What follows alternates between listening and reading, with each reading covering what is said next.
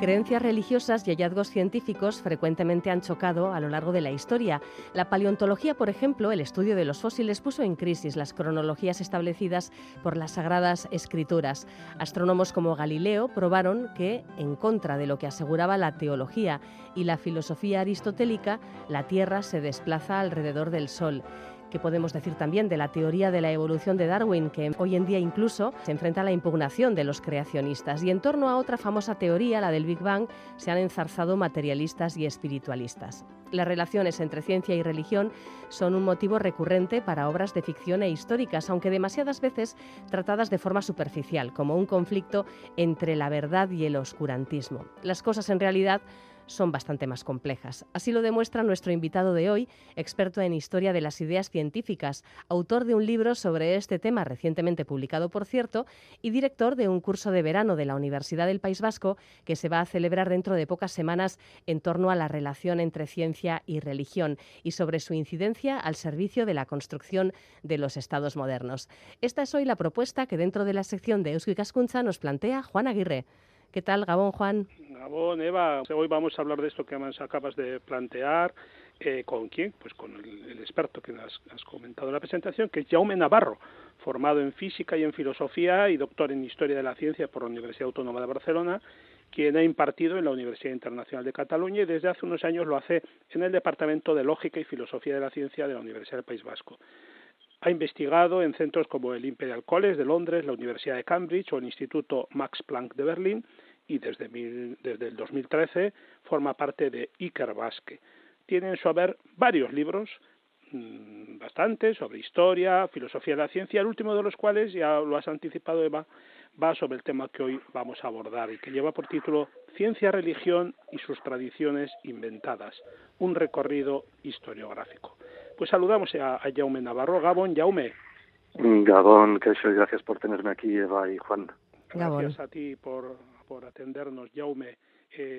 Al comienzo de este libro que acabo de citar, de tu última obra, se explica que solo en tiempos modernos ciencia y religión fueron configurándose y definiendo sus perfiles, sus ámbitos a través de su mutua relación, de una mirada recíproca, y que por tanto nos equivocamos cuando concebimos la religión y la ciencia como fenómenos estáticos en el tiempo e incluso opuestos, esencialmente distintos. Yo creo que vale la pena que comencemos por aquí, si te parece. Sí, pues me gusta empezar por aquí porque de eso va el libro y el curso de verano que anunciabas. Porque, como dice un historiador famoso, pues el pasado es un lugar muy lejano. Entonces, hablar del pasado con palabras, con términos, con categorías actuales, pues nos puede llevar habitualmente a error. Ciencia, religión, como tantas otras palabras, vienen del latín. Entonces, y el mundo del latín, el mundo romano, el mundo griego, era un mundo muy distinto al actual. Entonces, por ejemplo, un ejemplo para que creo que es muy significativo. Para los romanos, los cristianos no eran religiosos, por ejemplo. ¿Y por qué no eran religiosos? Pues porque los cristianos tenían el mal gusto de no adorar al emperador, es decir, no adorar la estructura del Estado, y no adorar ninguna cosa material, el sol, una montaña, un árbol, una piedra. Entonces, claro, como entonces ser religioso era participar de la adoración, de la veneración, de la lealtad a un emperador, a un sistema político determinado, o para los paganos, para los romanos, pues adorar a un árbol, a una piedra, al sol. Entonces los cristianos no eran religiosos. Entonces ya vemos aquí que estos términos son complejos. Y hay una tesis entre muchos historiadores de la ciencia que habla de que a lo largo del siglo XVI, siglo XVII, siglo XVIII, pues esos territorios que hoy vemos como bastante distintos se fueron definiendo, cosa que antes no era así. Querría, por ejemplo, no hace falta ir al pasado. Si hoy hablamos de religión, por ejemplo, es difícil que la gente que nos está oyendo, todo el mundo piense igual acerca de qué es la religión. Algunos religión lo identifican con el cura de mi pueblo, otros con una idea de Dios, otros con una idea de espiritualidad. En el contexto cristiano europeo, pues como la Iglesia cristiana, o las iglesias cristianas, o la Iglesia católica en concreto. En el contexto de aquí, ¿no?, de España y de Euskadi, con una gran tradición clerical y por tanto también anticlerical, pues esas palabras de religión tienen un significado como muy concreto. Y a la vez la palabra ciencia, que puede significar simplemente conocimiento, o que podemos asociar con la física, con la química, o incluso con las tecnologías, por no decir de las ciencias sociales o de las ciencias políticas, y por tanto es un término, ambos términos son complejos y tienen una historia propia. Ujú. Una idea común, bastante arraigada, es que la ciencia y la religión han estado siempre en conflicto. Un cliché que comentas está hoy superado entre historiadores y filósofos, pero que puede permanecer eso arraigado en la mentalidad popular. En tu libro ofreces numerosos ejemplos que desdicen esta idea de un conflicto permanente, ¿no?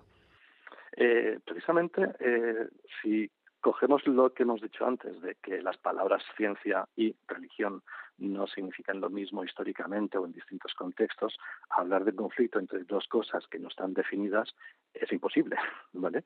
Entonces, pero a la vez, fíjate en cómo has formulado la pregunta, que han aparecido dos palabras que me parecen muy interesantes, la palabra siempre y la palabra nunca. Entonces, claro, establecer la idea de ciencia en genérico, en singular, y religión también en genérico, en singular, están en un conflicto permanente, uno se plantea, bueno, ¿y de qué estamos hablando? Estamos hablando de lo que se llama precisamente la tesis del conflicto. Y la tesis del conflicto, que tiene una historia en sí misma muy concreta, y es que nace en los años 70 del siglo XIX, hace unos 150 años, en Estados Unidos y con un contexto político y económico muy concreto. Y entonces se establece una historia, es un personaje concreto, se llama Draper, establece una historia muy concreta en la que quiere manifestar que eso que has dicho, ¿no?, que la ciencia y la religión siempre, subrayo siempre, y en todo lugar han estado en conflicto. Pero lo interesante es eso, que esa tesis tiene una motivación política y era determinar cuál era el papel de las confesiones religiosas en el papel del Estado y en el papel de la educación de Estados Unidos. Otro ejemplo, lo has citado al inicio, ¿no?, el famoso, entre comillas, famoso caso Galileo, ¿no? Claro, ¿quién es ciencia y quién es religión ahí? Porque Galileo era un personaje católico, religioso, y entre los defensores y los detractores del heliocentrismo y del geocentrismo, pues todos eran cristianos, católicos, ¿no? Entonces, claro, hablar de conflicto ciencia-religión ahí también es un problema. Se puede hablar de conflictos de autoridad, se puede hablar de muchísimas cosas, pero creo yo que la categoría de conflicto es muy problemática y además obvia una cosa, perdona que me alargue en esto, pero obvia la idea de que el conflicto es intrínseco a la investigación. Cuando hay distintos científicos hablando de un tema determinado, cuando están haciendo investigaciones, promueven teorías, hacen experimentos, etcétera, pues hay conflictos allí. Y es muy fácil, a posteriori, escribir historias, los que ganan, decir, bueno, es que aquí había gente que no aceptaba esta teoría, cualquier teoría científica, está hablando de conflictos intracientíficos, ¿no? Entonces, obviar que el conflicto es parte del conocimiento abona o puede abonar esa tesis del conflicto que, como muy bien decías antes, ningún historiador, ningún filósofo serio ahora mismo admite, aunque por desgracia se repite una y otra vez en medios de comunicación o en el acervo popular. Ahora bien, Jaume, las relaciones entre ciencia y religión, o por decirlo con más precisión, como acabas de apuntar, la tesis del conflicto se ha abordado por lo general desde las mentalidades de nuestras sociedades llamadas del progreso, o sea, al servicio de la construcción de una idea o incluso de un ideal de lo científico. Entonces, esto es es un ejercicio intelectual, pero ¿qué pasaría, te planteo, si esas relaciones, ese supuesto conflicto se hubiera analizado desde la perspectiva, o se analizase desde la perspectiva de la historia de las religiones? Las conclusiones serían muy divergentes. Pues eso en parte se ha hecho. Claro, una vez más, las religiones así en plural, si me permites, pues vamos a acotarlo al mundo europeo cristiano. Sí. Y hay mucha gente, muchas tesis que sostienen que la llamada revolución científica, que sería el inicio de la ciencia moderna allá por el siglo XVI, XVII, incluso XVIII, es un conflicto religioso. Es un conflicto religioso de cómo conocer mejor a Dios. Si nos fijamos en Newton, en el propio Galileo, si nos fijamos en cualquiera de los personajes que aparecen hoy como científicos del siglo XVII, estos son personajes que lo que querían era, ya que no nos ponemos de acuerdo católicos y protestantes, calvinistas, luteranos, etcétera, en cómo interpretar la Biblia, cómo interpretar el mensaje de Dios, pues vamos a ver su otro libro, que sería la naturaleza. Y a base de comprender mejor la naturaleza, estaríamos llegando más cerca a la mente de Dios, a cómo es Dios. Y por tanto, esa historia, de alguna manera sí que se ha hecho en el sentido de que el inicio de lo que hoy llamamos ciencia moderna tiene un componente teológico, un componente de disputas teológicas que a veces olvidamos. Y después, yo creo que también las conclusiones esas serían divergentes si analizamos también pues qué sucede en otros lugares del mundo ajenos a la tradición cristiana, que ahí también hay muchas tesis muy interesantes y muy complicadas de decir, bueno, hasta qué punto la ciencia moderna es un producto occidental, es un producto europeo y por tanto un producto arraigado en una mentalidad cristiana o no. Y eso es una gran pregunta que es difícil contestar. Periódicamente se publican artículos sobre la espiritualidad de los científicos, unas veces defendiendo o poniendo el punto, el acento en el hecho de que la mayoría se confiesan abiertamente ateos y otras pues señalando un poco las personas que sí confiesan ser espirituales de alguna forma o incluso abiertamente creyentes. ¿Qué se puede decir con rigor a este respecto? Pues yo diría que lo que se puede hacer, lo que se debe hacer, es preguntar y mirar de verdad, no solo qué dice la gente, sino qué hace la gente. Y esto afortunadamente llevamos unos 10 años en proyectos internacionales centrados sobre todo en Estados Unidos y en Inglaterra, pero que están intentando también hacer lo mismo en otras latitudes, que por parte de sociólogos precisamente, que han publicado varios libros, de qué es lo que realmente creen los científicos y qué es lo que realmente piensan sobre la ciencia la gente que se declara creyente, religiosa, espiritual. Y los resultados son bastante interesantes porque lo que muestra es que la media de los científicos, de los que practican ciencia, no es ni más ni menos atea o no religiosa que el resto de la población. Y por tanto ese mito, ¿no?, de que la gente científica es más ajena a lo religioso es eso, un mito. Yo que tengo la experiencia de haber estudiado física y ahora estoy en la Facultad de Filosofía desde hace tiempo, pues yo diría que si uno quiere encontrar ateos se vaya a facultades de filosofía y no a facultades de física necesariamente, ¿no? Sí, es mi experiencia. Y después, en esto que decía de los estudios sociológicos, mira, os voy a citar el título de un artículo que me parece fascinante. Cuidado con cómo se preguntan las cuestiones sobre ciencia y religión. Un artículo cuyo título lo dice todo. Creando creacionistas. Cuidado porque si la pregunta de partida es, ¿tú crees en la creación o crees en la evolución? Estás en la pregunta ya introduciendo una dicotomía que para la mayoría de la gente no es tal dicotomía. Entonces, ya digo, afortunadamente, pues desde Birmingham y desde la Universidad de Rice llevan tiempo, y en Barcelona, por ejemplo, hay un centro que también está estudiando esto, sociológicamente, qué piensan sobre cuestiones religiosas la gente que hace ciencia y qué piensan sobre cuestiones científicas la gente que se declara religiosa. Este es un tema que desarrollas en tu libro, Jaume, y es muy interesante efectivamente y merece la pena porque rompe con bastantes tópicos y lugares comunes. Un asunto más todavía, Jaume, vivimos una sociedad polarizada, es evidente, y lo es también en torno a la ciencia, porque vemos cómo se dan posiciones en ocasiones extremas. Oímos, por un lado, a los defensores de eso que se llama el cornucopianismo, que es la creencia en que los progresos tecnológicos y científicos van a solucionar o pueden solucionar todos nuestros problemas. Y en el lado opuesto, los negacionismos, las teorías conspiranoicas que ven en la ciencia un instrumento perverso al servicio de los poderosos. Entonces uno se pregunta, Jaume, si es que seguiremos anclados en una lógica de mitos. Pues por desgracia Twitter no ayuda, como se llama ahora.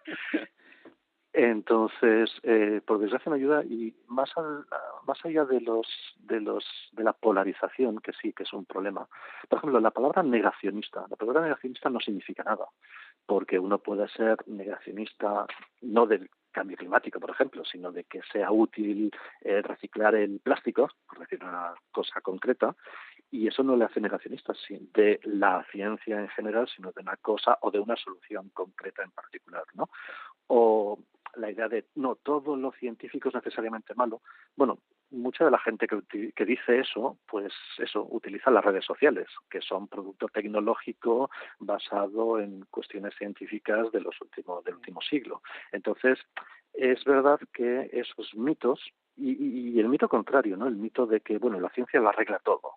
Pues no, la ciencia primero no es nada, o sea, son cosas concretas, son personas concretas, son instituciones concretas, son tecnologías concretas, también hay la confusión entre ciencia y tecnología, ¿no? Y entonces y eso creo que es interesante, convertir la ciencia en una religión alternativa también tiene evidentemente sus problemas. Entonces, sí, más allá de la lógica de la polarización que vemos en todas las esferas de nuestra sociedad hoy en día, por desgracia, tanto las teorías conspiranoicas, mal llamadas negacionistas, o las que creen que bueno, que todo es progreso. Déjame poner un ejemplo. Hace 80 años o 100 años, pues se produjeron los primeros plásticos, y eso era un gran progreso. Y ahora, quien diga que coger la bolsa de plástico del supermercado es un progreso, pues está equivocado seguramente. Con lo cual, otro de los mitos científicos religiosos, si me permites, es ese mito del progreso, que no es nada más que la secularización de la escatología. Es decir, el poner en el tiempo secular la idea cristiana y de algunas religiones del mundo más allá, o del mundo al final, o del mundo escatológico, ¿no? Entonces, también eso creo que es importante, hasta qué punto esa noción del progreso es un mito contemporáneo, al margen de que eso no significa estar en contra de teorías científicas o de una noción genérica de ciencia, por supuesto. ¿Qué papel han jugado la ciencia y la religión en la construcción de las naciones modernas? Todo. Si pensamos en el siglo XIX, cuando hablamos de nacionalismo, estamos hablando de una ideología que permea toda Europa en la segunda mitad, sobre todo del siglo XIX, que identifica la concepción de nación, de pueblo, con la estructura política, es decir, con el Estado. Y entonces, en ese sentido, claro, ¿qué papel han jugado las ciencias y las tecnologías? Todo, porque lo importante para crear, cuando Napoleón dice ya tenemos Francia, ahora vamos a hacer franceses, eso se basa en poder hacer carreteras, en poder hacer una educación uniforme en toda Francia. Y por eso las ciencias y la tecnología han jugado un papel fundamental en la noción y en la gestación y en la construcción de los estados-nación modernos, que también han asumido, interesante, retóricas religiosas. He estado últimamente varias veces en Latinoamérica, y allí, claro, todas las avenidas son de padres fundadores de la patria, de libertadores, etcétera, que es toda una retórica bastante religiosa, en el sentido de que la nación es la alternativa a lo que en el mundo católico jugaba la Iglesia, por ejemplo. Y en ese sentido es lo que estamos analizando, tanto históricamente como contemporáneamente, como estas cuestiones de nación, ciencia y religión son tres patas sobre el que se han construido narrativas de supuestos conflictos o armonías ciencia-religión que vale la pena estudiar. Bueno, pues un curso que vamos a recordar, Juan, cuándo se celebra, las fechas, el título exacto. Pues sí, un sugestivo curso, como nos acaba de exponer Jaume, de verano de la UPV, que se titula Ciencia, Religión, Nacionalismo, recorrido histórico y reflexiones contemporáneas. Se va a celebrar los días 20 y 21 del mes de junio en dos formatos, presencial en Donosti y online, por línea, por internet, para el que lo desea. Y quiero además también recordar el último libro de Jaume, Ciencia, Religión y sus tradiciones inventadas, un recorrido historiográfico que ha editado no hace demasiado tiempo en la editorial Tecnos. Y qué ventaja, Jaume, ¿verdad? Desde que podemos, gracias a los avances de la tecnología, seguir estos cursos de verano online. Eso también. Aunque venir a Donosti un par de días, que no nos lo quite nadie. También. Muchísimas gracias a los dos, Juan y Jaume Navarro. Hasta otra ocasión. Gracias a ti. Eskerrik asko. Claro, seguro. It's been lonely